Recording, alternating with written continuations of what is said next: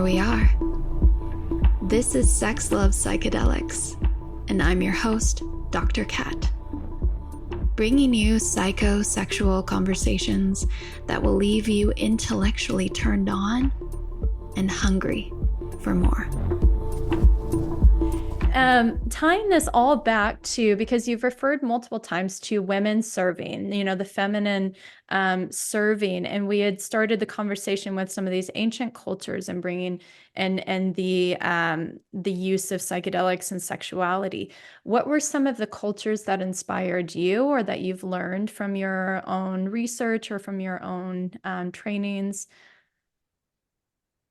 Well, actually, no. What inspired me was in my ceremonies.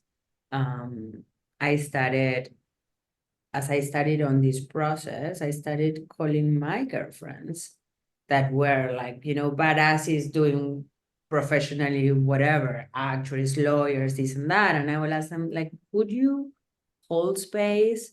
I normally do private, but some cases when I would do groups, and I would put each of my girlfriends to angel each person, and I observe that every woman would do exactly the same that I would have done.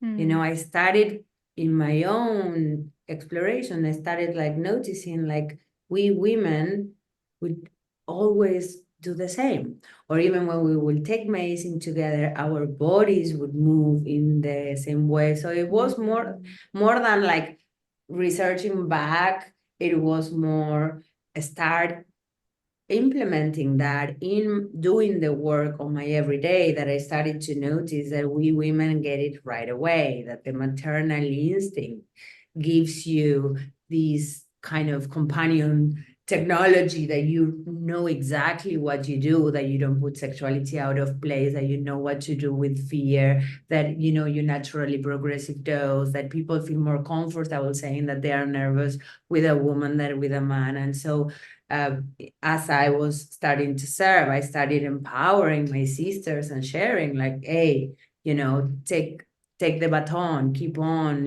serve. And so looking back now, I think that there is more women serving 5 than men, right? Mm-hmm. But it was more the observation within my community, rather than really going back on time to do that kind of research. Mm-hmm. Yeah.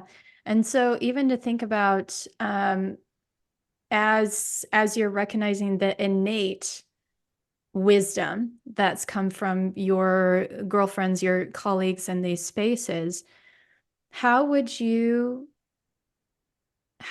translate some of those experiences that you saw for women or individuals in modern day to be able to carry that wisdom? So whether they're in a psychedelic experience or not, like what are some of these that you've noticed? I think that the beauty of humankind is that once you heal, you go into service, you go into impact. Like I haven't seen people that turn it around, from -10, I cannot wake up from bed, to 0, I don't qualify more for the condition, and then just stay there. They go +10, they become a force of change, they step up, they change their career, they bring all the people they love, they start helping, you become a practitioner, like kind of to the AA model of being a sponsor of people that are going through the same thing you've been through, or you start raising money, like in different ways, you become an environmentalist, you go into impact. There is this arc, as you heal, you go into impact, you go into service, and I think that that's what makes me so hopeful of now being able to bring this solution at scale, because what we've seen on the ground is that people can heal themselves.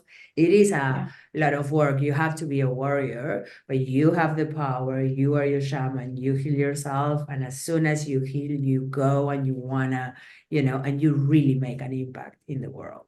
This has been over and over again, and is the best antidepressant as well. Yeah, you go and you give what help you. You go and you bring it to the people you love. It's a human thing. I haven't seen someone that does not do that as they heal. Yeah, there's an innate part of us that both has its own inner wisdom towards and drive towards healing, and once healing, continuing to heal surroundings, our environment, community.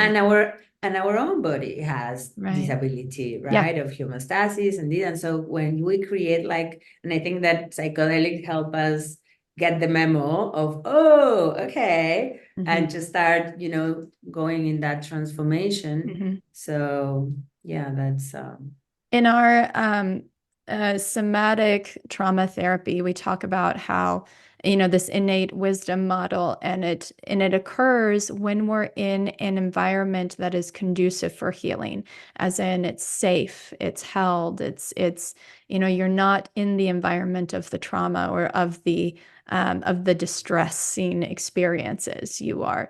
And so I think this, the model that you're describing is, a held space allows you to heal and do what you need to do to find that healing space. Well, that was fun. Thanks for tuning in, lovers.